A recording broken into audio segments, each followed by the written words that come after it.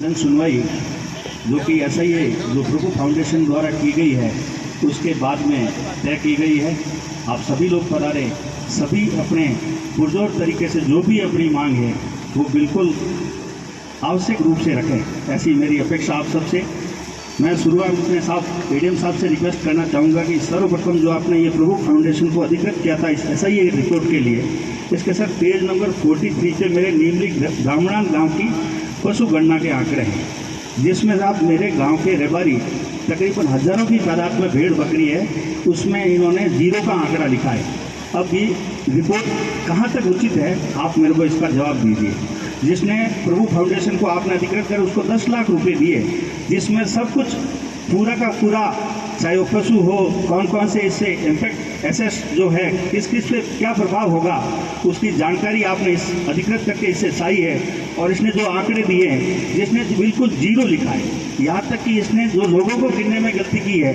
ST के लोग जो मेरी ग्राम पंचायत में मुश्किल से एक परिवार मेरे गाँव में रहता है पटेलान में, और उसने बहुत बड़ा आंकड़ा यहाँ पेश किया है। इसके अलावा जो साधन की गिनती है उसमें भी इसने पूरा फेर बदल है, मतलब मात्र और मात्र 5% भी जो है इसकी रिपोर्ट जो है वो उचित नहीं है। मैं इसको सिरे से खारिज करता हूँ। आप भले आप स्थानीय रूप से SDM साहब को अधिकृत करके इसकी जांच करवाइए, तो आपकी ये जो SIA की रिपोर्ट है सरासर गलत है। तो आप कहाँ तक हमें किस तरीके से किस राह पे ले जा रहे हो, इसका कृपया करके हमें जवाब दें। दूसरा, जो हमारे लोग गोचर के लिए हाईकोर्ट भी गए थे, उसमें आपके एक सुप्रीम कोर्ट का आदेश है कि आप लैंड को क्षतिपूर्ति के रूप में गोचर करके आप करते हो। चूंकि हम सब ग्रामीण जन हैं साहब, आपने हमारे दूसरे रेवेन्यू विलेज में गोचर के बदले गोचर आपने दी है। मेरे रोहित ग्राम पंचायत की पहले जो अधिकृत आपने 2013 में जो रिको की जमीन की थी, उसमें 550 बीघा नीमली ब्राह्मणान की जो हाईवे पे टोल से लेके जहाँ जम्बूरी लगी थी पूरी गोचर थी, एक मुश्त 550 बीघा। और आपने ये क्षतिपूर्ति के रूप में दूसरे पंचायत समिति के रेवेन्यू विलेज में 1.5 बीघा 2 बीघा जो लोगों के कब्जे में कहीं न कोई खेत के रूप में काम ले रहा है, कोई नाडी के रूप में, कोई ओरण के रूप में, कोई गोचर के रूप में, उसको हम हमारा पशु या भेड़ 10 किलोमीटर जाकर के कब वहाँ चारागाह करके वापस आएगा, ये कहाँ तक उचित है। इस तरीके का जो आंखों पे पट्टी बांध के हमारे से जिस तरीके से ये रिपोर्ट आप कर रहे हो, बिल्कुल सरासर अन्याय है। और हम लोग चाहे किसी परिस्थिति से गुजरना पड़े, इसको कतई नहीं होने देंगे। तीसरा, जो DLC की बात चल रही है, अभी जो एक्विजिशन होने वाली जमीन है, मात्र जैसा सतार जी ने बताया, जो DLC है वो मात्र 10% है बाजार दर से। मैक्सिमम जो DLC हमारे जो आप एक्विजिशन करने जा रहे हो, हाईवे के नाम पे आप लूट रहे हो, हाईवे के मुश्किल से 10 खसरे हैं, बाकी 95% जमीन जो है वो संपूर्ण रूप से मात्र जो DLC है वो 35 से लेकर 45 हज़ार ही है, जिसका आप 2.6 से मुआवजा देना चाह रहे हो, जो कि मुश्किल से लाख सवा लाख बनता है, बल्कि हमारी एक्चुअल कॉस्ट 10-15 लाख से कम कहीं नहीं है। आपने विशेष जो हमारे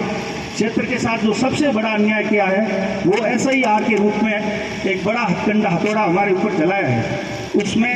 नियम ये है, स्पेशल इन्वेस्टमेंट रीजन के नाम पे जो आप ठगी कर रहे हो,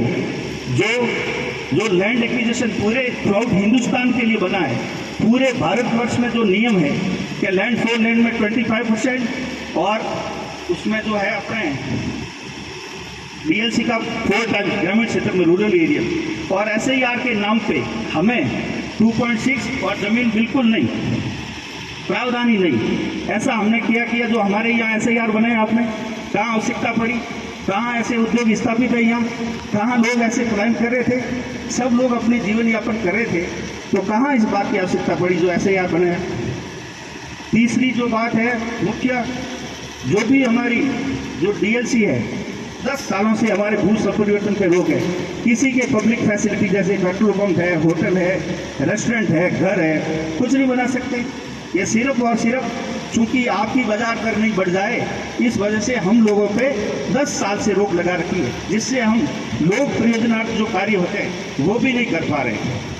हमारे ऊपर जो सबसे बड़ा जो अत्याचार किया जा रहा है वो साथ ही शमशान और कब्रिस्तान जो कि पीढ़ियों से हमारी जो जहाँ जन्मता है वहीं मरता है, वहीं दफनाया या वहीं दाह संस्कार किया जाता है, वो भी जमीन आप अपने खाते में दर्ज कर दी। इससे बेहतर की आप क्या बात करोगे। रही बात पुनर्वास की स्थापना की बात करते हो आप, जो घर ऑलरेडी बचे हैं, यहाँ तक कि जेडीए में शहरी क्षेत्र में भी कोई कॉलोनी अनधिकृत रूप से कट गई है तो राज्य सरकार नित्य कैंप लगा करके उसको पट्टे दे रही है। और हमारे यहाँ नीमली ब्राह्मणन 118/1 में 60 परिवार विगत 60-70 सालों से जब से जन्मे हैं तब से पक्के मकान बना के रह रहे हैं, आप उनको उजाड़ रहे हैं और फिर कहेंगे पुनर्वास करेंगे। क्यों, कहाँ जरूरत पड़ी, जब ऑलरेडी उनके खुद के मकान हैं। जो भी आपका म्यूटेशन जो नियम होता है, जब भी नामांतरण किसी भूमि का किया जाता है उससे पहले उसका फिजिकली वेरिफिकेशन किया जाता है कि मौके पे भूमि की क्या स्थिति है। तो आपने एकमात्र आदेश से 11 दिसंबर का शायद आदेश था 2020 का कलेक्टर साहब का, उसके मार्फत एकमात्र आदेश से संपूर्ण 91 की जमीन, गोचर की जमीन, सब जमीनें एकमात्र आदेश से आपने नामांतरण कर आपके खाते में दर्ज कर दी, बल्कि मौके पे कोई वेरिफिकेशन नहीं किया। हमने जब ऑब्जेक्शन किया तो आपने जांच करवाई तो आपके पटवारी हल्का की रिपोर्ट है कि वहाँ पे कम से कम 80 मकान बने हुए हैं